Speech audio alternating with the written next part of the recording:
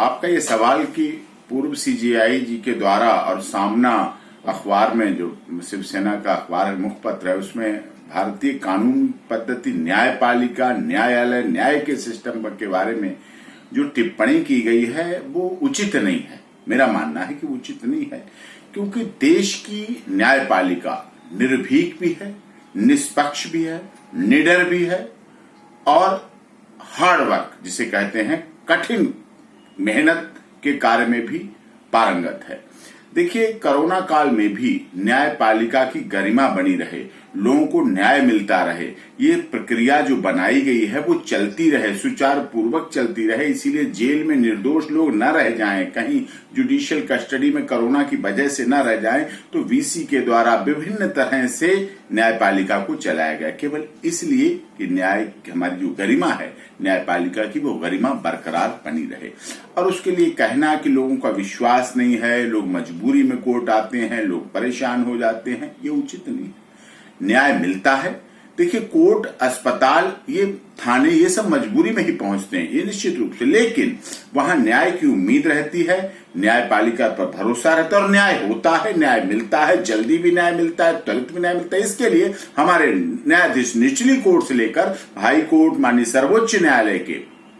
न्यायाधीश पूरी तरह से कटिबद्ध हैं। कितने न्यायाधीश रातों में काम करते हैं, छुट्टियों में काम करते हैं, वैकेशंस में फाइलें मंगा के काम करते हैं, जजमेंट लिखाते हैं, फिर कोर्ट में आके प्रोनाउंसमेंट करते हैं, कठिन मेहनत करते हैं, हम लोगों से भी सहयोग करते हैं। अधिकांश न्यायाधीश बार और बेंच का संबंध बनाए रखते हैं, आपस में सामंजस्य बनाए रखते हैं एक दूसरे से, कि जिससे कि हम लोग सभी न्याय रूपी रथ के,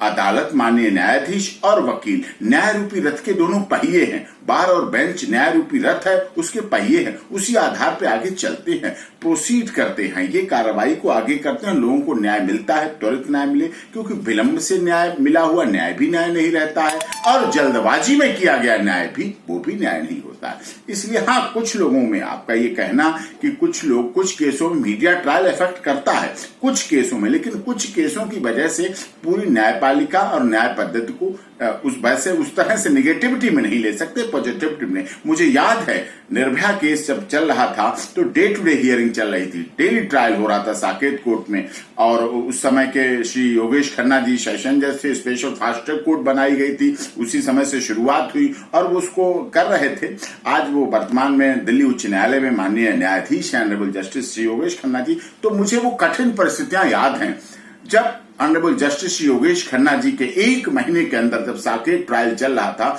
पिता और माता दोनों लोगों की मृत्यु हो गई थी। लगभग 1 महीना था और उस दौरान दोनों लोगों की मृत्यु हुई, असामयिक मृत्यु थी। और उस दौरान भी वर्तमान के जस्टिस श्री योगेश खन्ना जी ने सब कुछ सहते हुए, पूरी वेदना, पिता और माता दोनों लोगों की मृत्यु को सहा, अपने दिल पर सहा और सभी कार्य किए, उनके भी कार्य, धार्मिक रूप से कार्यों को निभाया और इतनी जल्दी से निपटाए सब कार्य करके, और कोर्ट को भी नहीं होने दिया कि ऐसा नहीं कि डे टू डे हियरिंग चल रही थी, निर्भया केस था, हाई प्रोफाइल केस था, मीडिया ट्रायल केस था, देश भर की, दुनिया भर की निगाहें उसकी तरफ थी, लेकिन उन्होंने अपने माता पिता की मृत्यु को भी उसको प्रभावित नहीं होने दिया और उसकी सुनवाई में कोई कोर कसर नहीं छोड़ी और पूरी तन्मयता के साथ, निर्भयता के साथ, निडरता के साथ उसकी सुनवाई की। तो मुझे याद है ऐसे क्षण भी हैं, ऐसे माननीय न्यायाधीश जो हमारे लोअर कोर्ट से लेके माननीय सर्वोच्च न्यायालय तक बहुत ऐसे न्यायाधीश हैं, उनकी इस तरह की भावना से बात को दुख नहीं पहुंचाना चाहिए, चाहे सामना अखबार हो चाहे कोई हो, नहीं कहना चाहिए। हमारी न्यायपालिका लगातार बार और बेंच मिलकर संघर्षरत है और देश के लोगों को न्याय दिलाने के लिए तत्पर है।